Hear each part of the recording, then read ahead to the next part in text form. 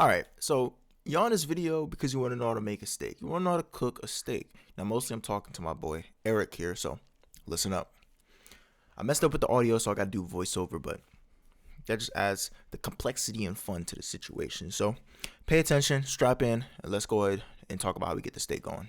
Okay, now when you're making the steak, you have the steak here, right? Main thing you need is you need the butter, your steaks, a good knife, kosher salt, and ground black pepper. These are the things you need, right? When you get a steak, I like to get my steaks from Wegmans, and I really enjoy a nice thick cut. You don't want it too slim, because if it's too slim, it's going to cook extremely too fast. I'm telling you, get a nice thick steak.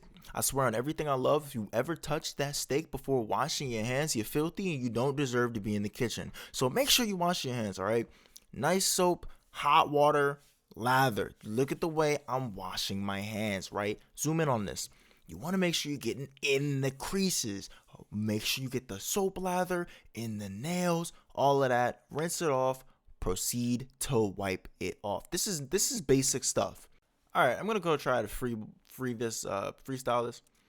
All right, so when you look at the steak, look at the thickness of the steak right here, man. This is beautiful, thick steak. This is gonna cook well. What you want to take a look at, you see these white portions here on the ends.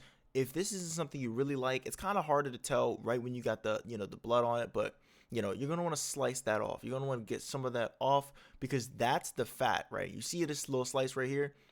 Make sure you got a good, nice, you don't gotta saw through it. One slice like that, your knife should be sharp enough. If not, sharpen it, okay? And what do you want to do after this? What do you do after you touch the steak? Huh? You go and wash your hands. Go wash your hands again. Go wash your hands again. Filthy. So you're back from washing your hands. What do? You take some paper towel and you want to just put this, you want to put the steak in the paper towel, right? You really don't got to wrap it, but you want to dab it. Do whatever you want to do to get a lot of that blood off. You don't want that blood and that juice and that liquid on the steak, right? You think you do, but you don't. It makes it kind of difficult to cook when you got all the blood everywhere. You just want to make sure you dab it dry. You don't want any of that moisture. It makes it very difficult to cook. It makes it difficult for a lot of the spices to hang on to it, the seasonings. Just trust me on this. You want to ensure that you dry off your steaks. All right, so now we're on the best part here. You're going to grab your Morton kosher salt or just kosher salt in general. You just want to sprinkle that all on there. Do not be generous. Throw all of that on the steak. And then once you throw it on the steak, you're also going to grab your ground black pepper and do the same thing. Just sprinkle it all on there. To be honest, this is all you really need. I throw a little bit of garlic powder in there sometimes, but you can't go wrong with just good old salt and pepper, man. All right, here we go. So now we're actually able to start cooking the meat. Okay, this is a very important step in the process. You're going to want to turn this stove up to high. Do not be afraid of the heat. Heat cooks the meat. Grab yourself some olive oil, and you're going to want to just start drizzling this in the pan, right? You're not going to see anything different here, but this is the spiderweb pattern that I'm going to start calling this, right? Spiderweb pattern lets you know that the oil is not ready. Once it gets to this where it's really liquidy, the viscosity has changed, this is how you know your oil is ready to go. Then you're going to want to grab your butter. This is the most important part, right? You don't want to be scrounging for your butter. Open it up. Make sure it's ready to be accessible. It doesn't matter if it's cold. Doesn't matter if it's warm. Doesn't matter if it's room temperature. And now that your butter's ready, slap that steak on there. You're going to start hearing that sizzle. There's no sizzle to be heard here because my audio is messed up and I didn't recognize it until halfway in. But again, what you're going to want to do is you're just going to ensure that this is just getting sizzled here. You don't always have to push down. If you do push down really softly because you don't want to squeeze out any of those steak juices, right? You really don't. I use one pan because one pan allows you to maintain all of the juices in the pan. You don't want to be swapping pans because then you'll lose a lot of those juices and flavor. But this right here, this is exactly how it should be looking. You'll see the bubbling at the bottom there of the steak.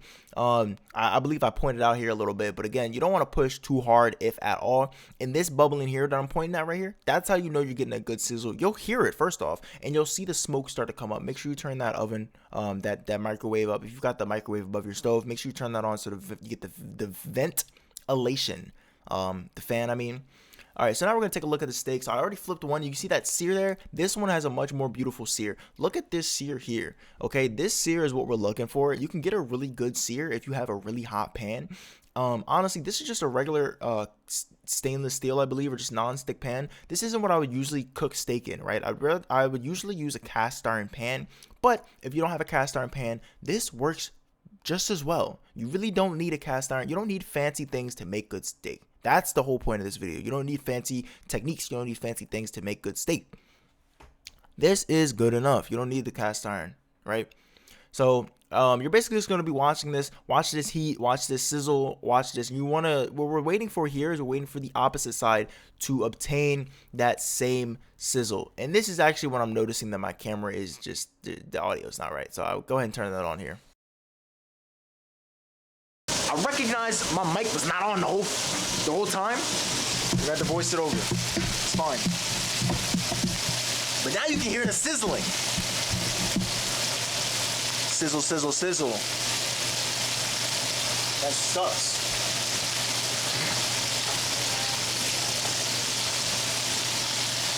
All right, so we got this going here. This is gorgeous right here. Look this. Just look at this sear. So the sear in question is this dark brown hard crust that happens on the steak. You want that sear. Here, this is the good part. We turn the heat down a little bit, not too crazy. And what we're gonna do is we're gonna start applying the butter, right? I honestly like to have more butter, more problems. Look at that. See how quick that's melting? That's because butter melts extremely fast, obviously, in hot temperatures. So what you got here is you're gonna want to get the butter all around the steaks, and then this is where a lot of the fun part happens. That's the butter, because butter bubbles up when it's hot. And what you want to do is you just want to start tossing this. You just want to start tossing it. And this right here, this technique, basting right here. This is everything that we need. This allows the butter to soak into the meat, into the steak. And honestly, tilting the pan, maybe not with this grip, but just tilting the pan to you allows the butter to build up at the bottom, and it's an easier way to fill the spoon up and baste it. It's just physics. It's just physics. You do also want to flip. You want to make sure that different sides are kind of resting in the butter there. You see that glisten? You saw that was glistening. You can't beat that type of glisten right here.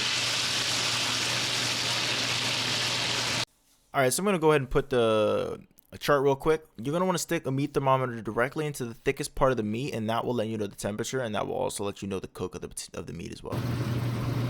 Just a good baste. Honestly, the longer you baste, the better. Because again, you'd much rather it be overcooked than undercooked.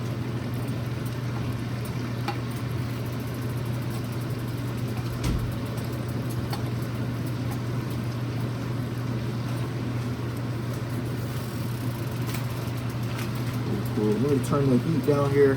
I'm honestly about to turn it off. We don't have a meat thermometer, but I'm honestly thinking it's good enough right here. Worst thing you want is this going down the drain. This will mess up your pipes. You're gonna want to let them rest.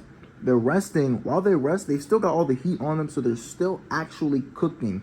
So if you put it to medium rare and you let it rest, it might rest all the way up to medium. If you rest it at medium, it might get to medium well. That's just how it is. Another thing, you want to leave them like this, right? You do not want to cut into them and slice them up until you're ready to give them to whoever is about to eat them. Honestly, I let whoever's about to eat them slice them themselves, because once you slice them, the amount of the overall mass of it gets smaller, but it still contains that much heat. So the heat isn't being dispersed out among all of the steak. Let's say we cut here, then only the heat's being dispersed out in this area, and it's going to cook a lot more. So it's going to end up going from medium rare to medium, or from medium to medium well extremely fast. If you want it to be the temperature you want to allow the other person to slice into it themselves here. All right, now here's the most fun part for me. I love the plating. One quick thing, when you have them resting, you want them resting flat. And also, when you plate, be intentional with your plating. The eyes eat first and then the stomach. Now steak without the steak knives. Yeah, a little over. Not too much pink there. That stings. Honestly, a little over. Still damn good. Flavorful. It's honestly really good for medium well. It's actually really good for medium well. Honestly, this isn't the most craziest way to make a steak. It's literally just salt, pepper, and cooking it, right? But it's basic, and it brings out the flavor of the meat very well. And this was a strip steak as well. Yeah, but I mean, whenever it comes to cooking steak or cooking anything, always be patient and always be confident. It's okay. You will mess up sometimes, but it's still edible. Alrighty. Surprise, surprise. I know it looked crazy. Let me turn this light off. Alright. Where's the camera at? There it is. Appreciate y'all for watching this video, man. This goes to my bro Eric, man. He said he wanted some help on cooking steak, and I'm the meat man, so thought I'd make him a quick video on how to make some steaks. Listen, Brody, if you need help cooking anything else, you need help with anything else in general, you know I would say this to you directly, so I can put it on the internet for everyone to know. You got a friend in me, Brody. If you need help, let me know. I got you. But to anyone else that saw it that wasn't Eric, I hope this gives you a quick breakdown on how to make some steak. I'm not like the steak guru, so I hope it went well. Okay, I'm not a steak savant. I love eating steak, so I wanted to learn how to make good steak, but you know, I just hope that it was good enough for y'all as well. I love each and every one of y'all out there. Stay tuned for some new stuff. I'm gonna get right into that stuff. As soon as Valentine's Day passes by, I'm gonna be getting right into some cool stuff that I'm extremely excited to get into. It's gonna be so fun. Stay with me. It's gonna mark a whole new start of the channel. I'm just trying to be fun with it and enjoy myself. So I love each and every one of y'all, man, and I'll see y'all tomorrow. Yeah, I'll see y'all tomorrow. Stay safe.